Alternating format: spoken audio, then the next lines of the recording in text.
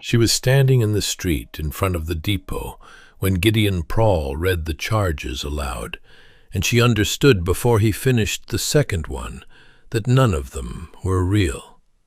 The window he was citing had been broken before she arrived, repaired with her own hands, and 3 people on the boardwalk across the street had seen her do it. She kept her hands at her sides. She kept her chin level. She had learned in 3 months in Harlan's Creek that how you stood when someone lied about you in public mattered almost as much as the truth, and she had no intention of giving Prall the satisfaction of seeing her flinch. She had been in Harlan's Creek for 3 months without making an enemy. It had taken Gideon Prall less than 3 minutes to make one for her. And what she did not know yet was that the man on the horse at the far end of the street had just decided to turn around and come back. Prall had a particular way of reading aloud. He did it slowly, with a pause between each item, the way a man reads when he is enjoying the sound of his own authority more than the content of the document. The charges were 3. Damage to town property, unlawful occupation of a municipal structure, and what he called a pattern of behavior inconsistent with the standards of the community. He looked up from the paper when he reached the last one. He had watery gray eyes with a permanent squint, and a smile that arrived on his face before his face had decided to mean it. He wore a lawman's coat that had once been official and now was theater, the badge pinned to a vest that had seen better authority. He was not a large man, but he had 2 large men standing behind him, which was his version of size. She said, "I would like to see that document." He said she would have a copy delivered to her on Thursday. She said, "I would like to see it now." He said the original was a matter of official record and would be made available through proper channels in due course. She understood then that the document did not exist. He had not written it yet. He was performing the charge before manufacturing the evidence for it, which told her something useful about how much time she had and how much he expected her to simply comply. The thing about Prall was that he had done this before, not necessarily to her specifically, but to the general category of person she represented, someone without leverage, without family in town, without the kind of standing that made manufactured charges uncomfortable to manufacture. He had an eye for that kind of person, the way a hawk has an eye for movement in tall grass. And he had found her within 2 weeks of her arriving in Harlan's Creek, and had been circling since. She had known this, and had been quiet about what she was doing in the land registry, precisely because she knew it. The rider at the far end of the street had not moved on. Most men passing through Harlan's Creek moved on quickly. This one was watching. She said, "I repaired that window. Several people saw me do it." She said the names of 2 of them, clearly, loud enough for the people on the boardwalk to hear. Prall smiled with the lower portion of his face and said that the question of who had caused the damage and who had subsequently repaired it were matters that would be sorted through the proper process, and that in the meantime she ought to think carefully about whether Harlan's Creek was the right fit for a woman in her circumstances. She said, "What circumstances are those?" He said, "A woman alone, without family, without means, without a fixed claim on any property in this town." She said, "I have a squatter's notice filed with the land registry." Something moved in his eyes. It was not large, but it was there, and she noted it and stored it. He said he was not aware of any such filing, and that if such a filing had been made improperly, or without the correct form, it would not be considered valid. She said, it was filed correctly.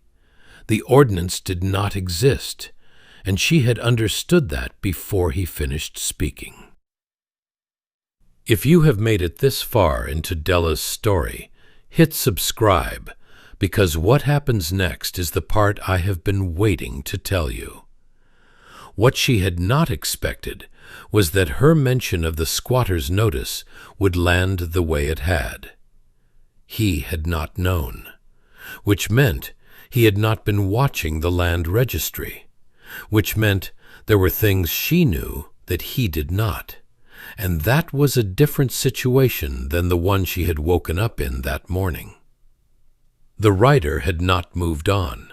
She could see him at the edge of her vision, still on his horse, still watching. She did not look at him directly. She kept her eyes on Prall, because Prall was what required watching, and because looking at the rider would give Prall information she did not want him to have. Prall said she had until Friday to vacate the depot. He said this with the finality of a man who expects to be obeyed and has not yet encountered a reason to believe otherwise. He turned to go, then he stopped. He turned back. He stepped forward and took hold of her arm above the elbow, not violently, deliberately, the way a man takes hold of something he considers his to take hold of, to turn her toward the depot door, to begin the process of demonstrating that the vacating could start now. She did not move. She had learned in 3 months of sleeping with her boots on that the body has a particular response to threat that is not always fear. Sometimes it is a stillness that comes from calculation, from the rapid sorting of available options, from the understanding that compliance is one choice among several and not necessarily the required one. She was very still. He increased the pressure. The 2 men behind him drifted forward. Then from the street, from somewhere behind the small gathered crowd, a voice said, "Take your hand off her." It was not loud. It did not need to be. It had the particular quality of a voice that is accustomed to being heard without being raised, and it landed in the middle of the street the way a stone lands in still water. And the 2 men behind Prall stopped drifting and looked toward it. Prall's hand released her arm. If you have made it this far into Della's story, hit subscribe, because what happens next is the part I have been waiting to tell you. She did not look immediately at the man who had spoken. She looked at Prall's face first, because she wanted to see what he thought of the voice, and what she saw there told her something she had not had before.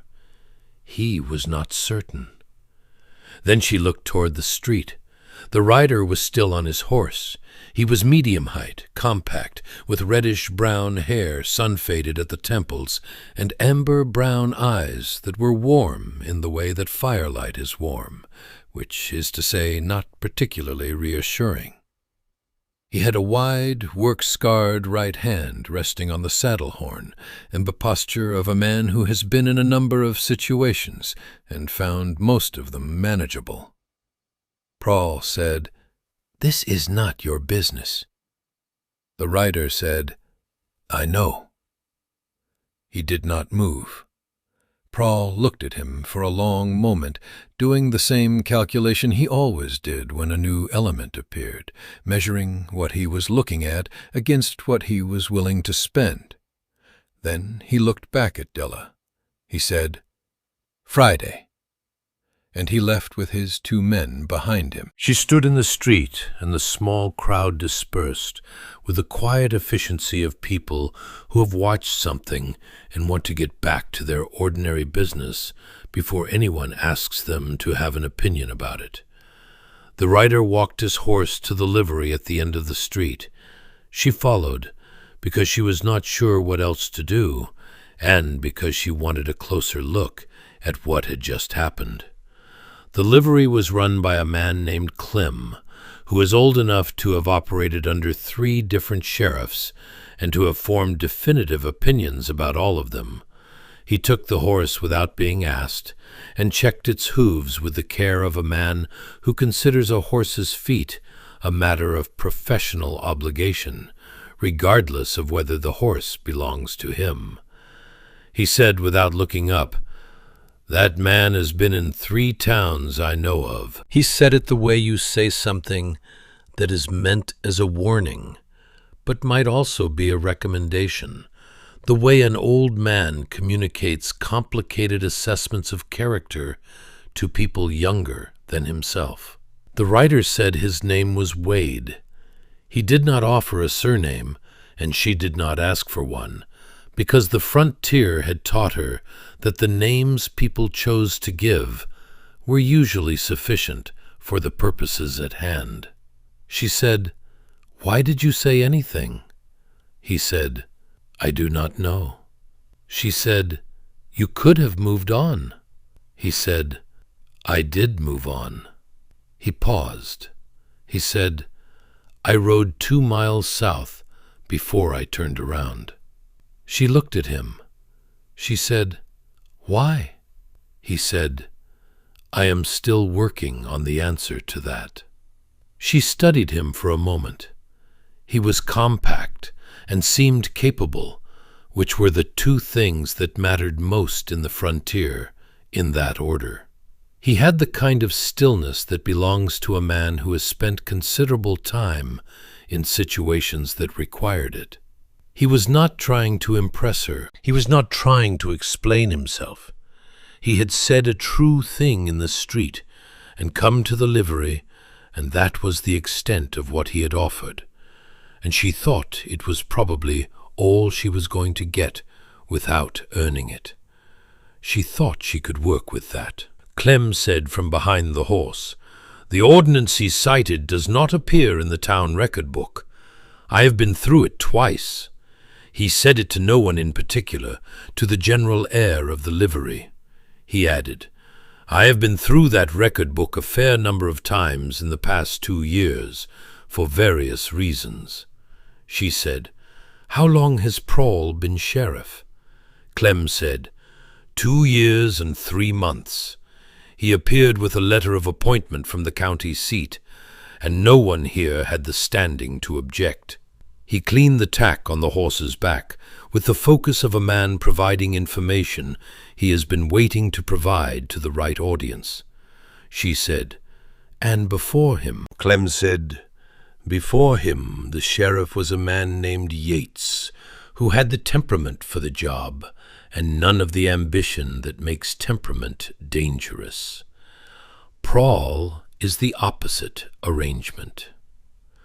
Wade said, "The ordinance he cited, what does the depot property look like on paper?" Clem said, "It was registered to a stage company that stopped running 4 years ago. The company dissolved. The property was never transferred. It is technically unclaimed."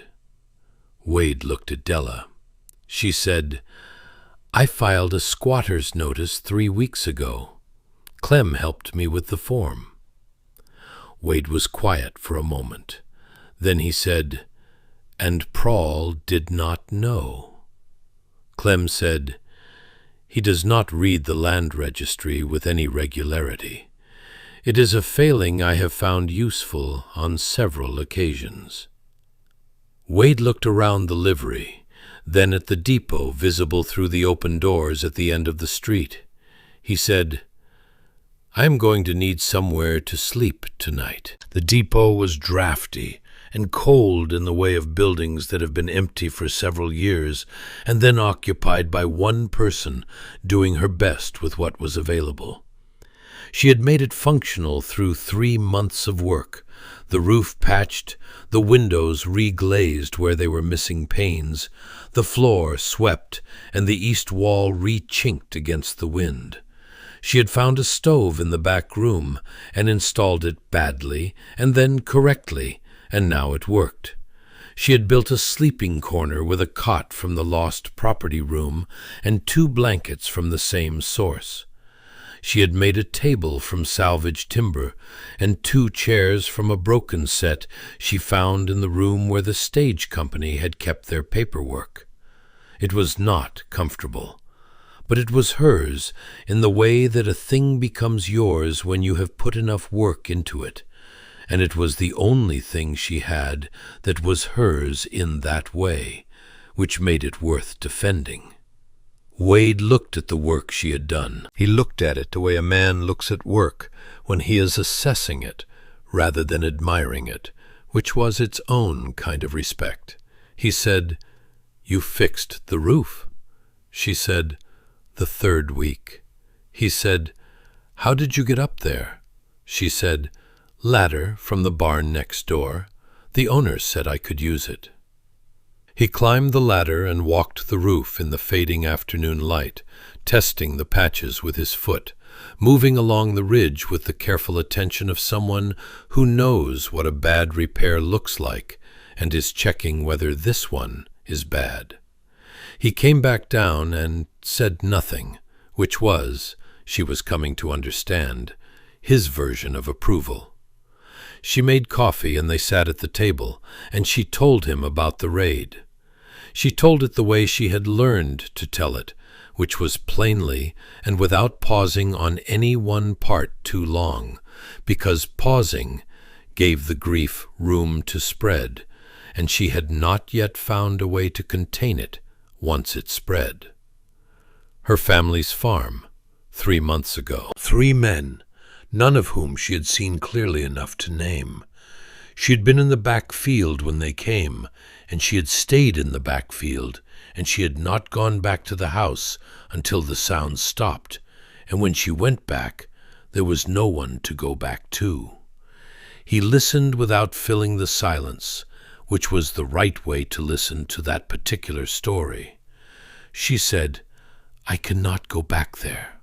She said, "I have no family elsewhere that I am aware of."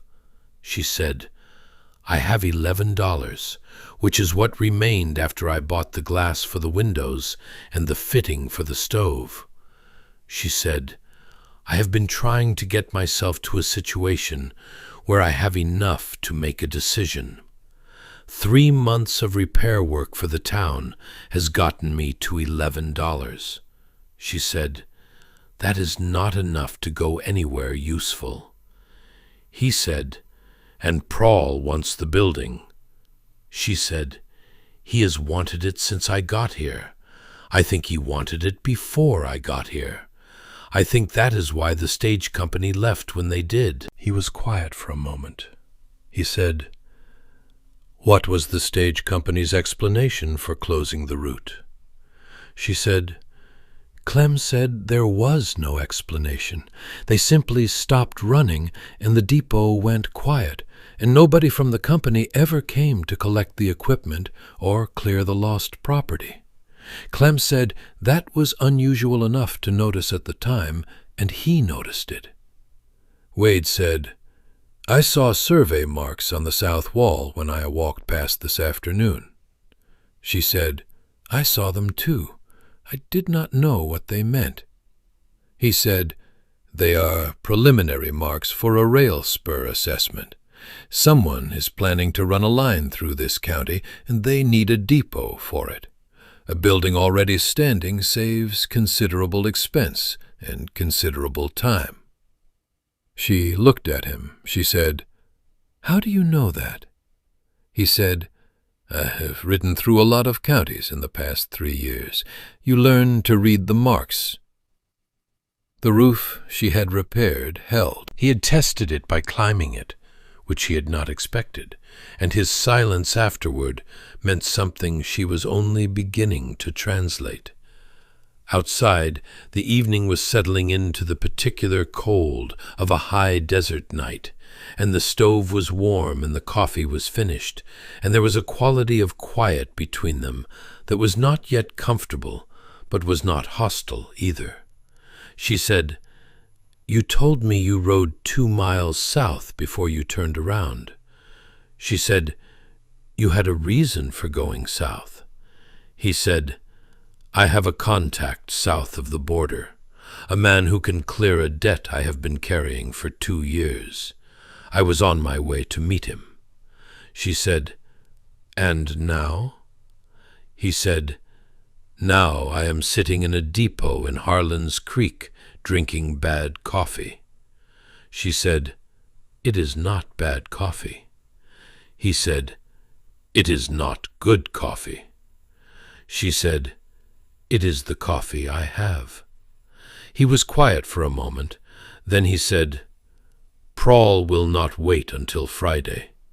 The squatter's notice changes his timeline. He will move before the circuit judge comes through, because once that notice is formally acknowledged, he will need a court to remove you, and courts ask questions." She said, "When is the circuit judge due?"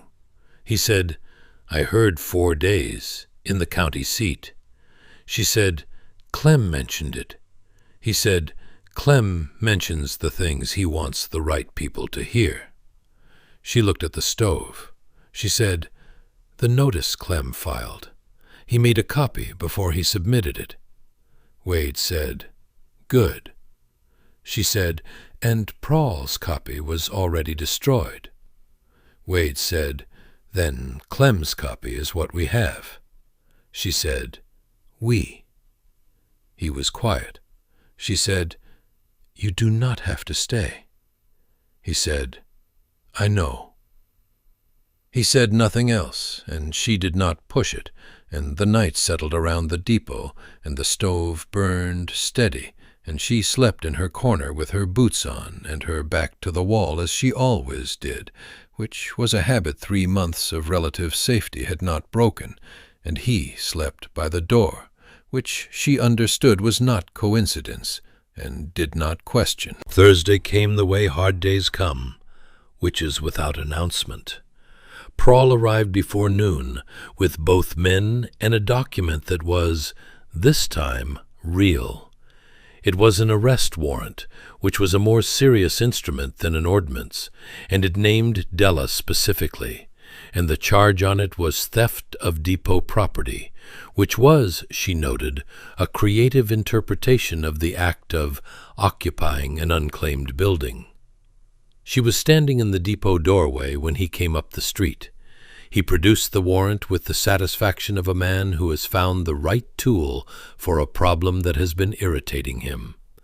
She produced the squatter's notice, Clem's copy on official registry paper. Prall read it. His expression did not change, but the quality of his stillness changed, which was its own expression. He took the notice from her hand and tore it in half. She said, "That is a legal instrument filed with the land registry.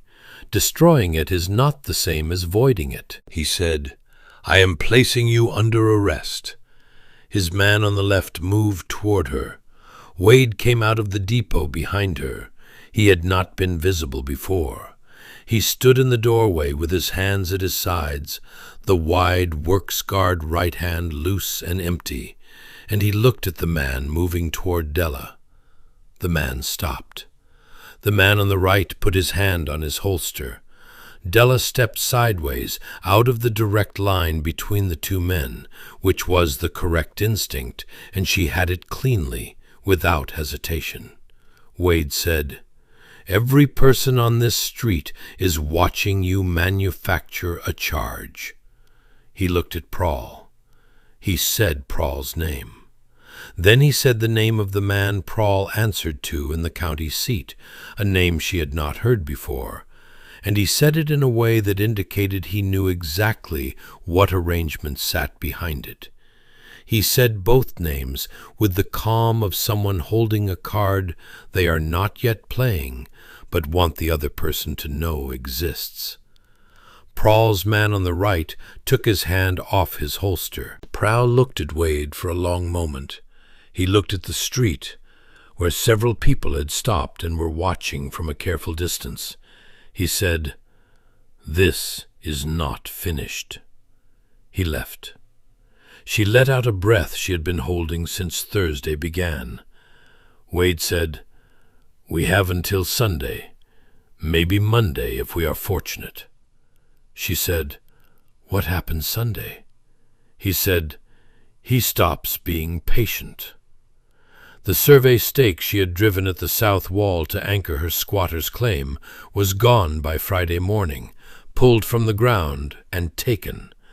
But Clem had made a second copy of the squatter's notice and filed it himself as a counterparty witness, which was a procedure available under territorial law when a primary claimant's filing was at risk, and had done this on Wednesday afternoon, the same day he had helped her file the first one. Prall did not know about the second filing. The man Prall sent to find out who Wade was came back on Friday evening and spoke to Prall in his office for 20 minutes. After that, Prall's manner changed. He became quieter, which was not an improvement. The loud version of Prall was performing. The quiet version was deciding. She saw this from the depot window on Saturday morning and told Wade. He said he found out about the contact south of the border. She said, "Who is that man, the one you owe the debt to?" He said, "A man with a long reach and a short memory for people who help him." I was carrying a debt that would have been worth something to Prall as leverage. Now that Prall knows about it, I cannot use that route. She said, "I am sorry." He said, "I made the choice." She said, "You made it because I was standing in the street." He said, "I made it because Prall put his hand on you and I did not like it." He said it plainly, without drama. He said, "The route was always going to close eventually. These things do."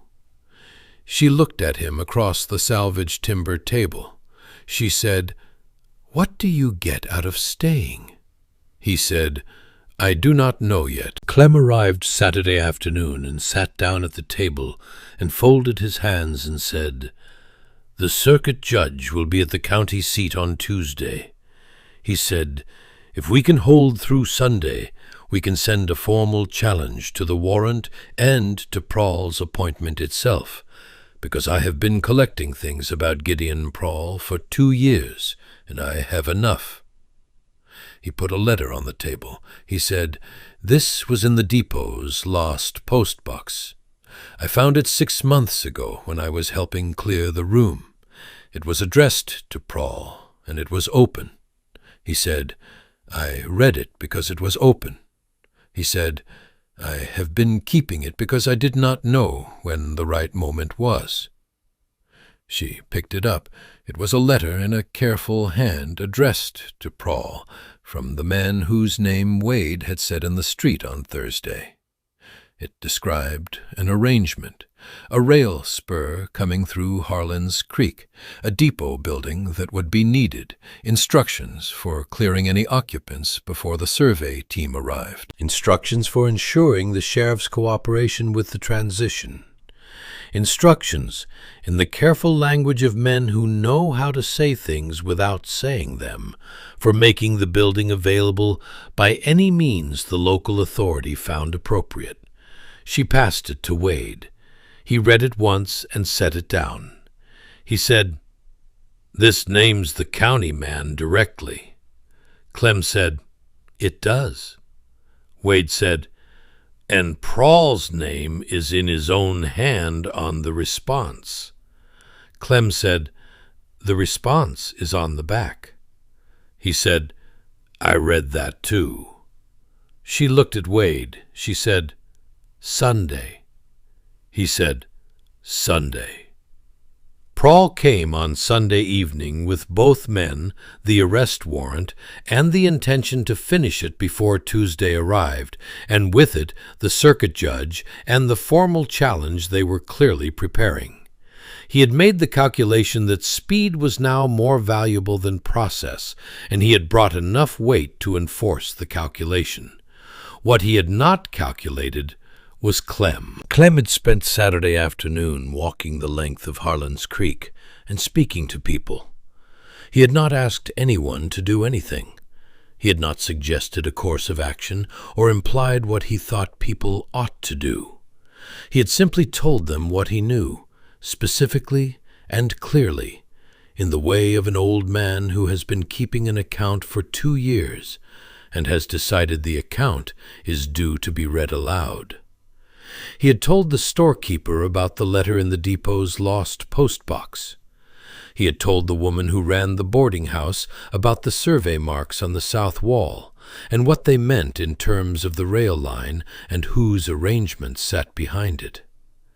He had told the blacksmith about the filing dates and the circuit judge and the formal challenge that would be delivered on Tuesday morning. He had been specific about the time Prall would likely arrive on Sunday. He had not asked anyone to be present. When Prall arrived at the depot, the street was not empty. It was not a mob. There was no threat in it, no visible anger, no weapons. It was the town, standing in the ordinary way of people who have decided to be somewhere. The storekeeper and the woman who ran the boarding house, and the blacksmith, and 6 or 7 others, all of them present in the particular way of witnesses who intend to remain witnesses rather than participants, which is its own kind of force. A man who knows he is being watched changes the calculation he is willing to make. Prall looked at the street. His 2 men looked at the street. He said, "This is a lawful action." Nobody answered him, not because they disagreed, but because answering would have required a position, and their position was simply to be there, which required no words. Wade stood in the depot doorway with Della beside him, and he held the letter up. He did not shout, he did not perform. He simply read from it, clearly and without inflection, in the evening air, the parts that named names and described arrangements, and when he finished reading, he folded it with the same deliberateness with which he did everything and said, "Clem has the original. Clem has also prepared a full account of the past 2 years of conduct in this county, addressed to the circuit judge, to be delivered on Tuesday morning." He paused. He said, "There are 9 people standing in this street who have heard me read this letter. There are several of them who have already provided written statements to Clem about what they have witnessed over the past 2 years." He said it to the street in general, but he was looking at Prall. Prall's man on the left looked at the crowd. He looked at the boarding-house woman, who had a small book and a pencil, and was writing in it with the focused attention of someone who considers a written record her contribution to the evening. He stepped back. Prall looked at his other man. That man looked at the crowd, and then at the letter, and then at Clem, standing at the edge of the street, with the expression of a man who has finally delivered something he has been carrying a long time. That man stepped back also. Prall stood alone in the street, with his badge and the arrest warrant, and the quiet that had settled over Harlan's Creek like a hand pressing gently on something that had been too loud for too long. He said nothing. He folded the warrant. He put it in his coat. He looked at Della in the doorway, and she looked back at him. And she did not look at the ground, which she had not done at any point in the time since he had first read the charges in the street, and the absence of it registered on his face as something he had not fully accounted for in any of his calculations. He left. His two men left separately, which was its own signal about the nature of their loyalty to him. The street was quiet for a moment, and then Clem said, to no one in particular, "I believe I will make some coffee," and several people followed him back toward the livery, and the particular quality of an evening that has resolved itself settled over Harlan's Creek. Prall was gone from Harlan's Creek the next morning. He did not leave a forwarding address. The badge was on the desk in the sheriff's office, and the door was open, and that was all that remained of Gideon Prall's 2 years of authority in that town. The circuit judge arrived on Tuesday and heard the formal filing. Della's squatter's notice was acknowledged and registered. The letter from the county man was forwarded to the territorial court. There would be proceedings that she would not have to attend alone, because Clem intended to attend every one of them, and the boarding-house woman had her written record, and the storekeeper had told the judge he was available to speak to what he had witnessed if it was useful. Wade's route south was gone. The contact he had been riding to meet had been connected to the county man in ways that made the arrangement unviable now that the county man's name was in a territorial court file. It was not the worst outcome, he said, which she took to mean it was not a simple outcome. He stayed through the week while the judge completed his hearings, then through the following week because the roof needed one more repair she could not reach alone. Then, because the stove's flue had developed a draw problem that bothered him more than it bothered her, and he spent 2 days on it and got it right. She did not ask him how long he was staying. He did not say. The question and the answer existed somewhere between them in the particular unhurried way of the frontier, where time moves differently and the things that matter tend to work themselves out without being forced. If Della's story stayed with you, we would love to know which moment you will carry longest. Was it the morning she stood in that street while Prall read the charges, and she kept her chin level, and she did not look at the ground, not once? Or was it the moment the rider turned his horse around and came back, for reasons he said he was still working on? If you know someone who has ever needed one person to say something in a street when everyone else was quiet, share this story with them. It may be exactly what they need to hear. Like this video if it moved you. If you want more stories from the frontier, subscribe to this channel. And leave us a comment below telling us how long you think Wade stayed, because we read every one of them.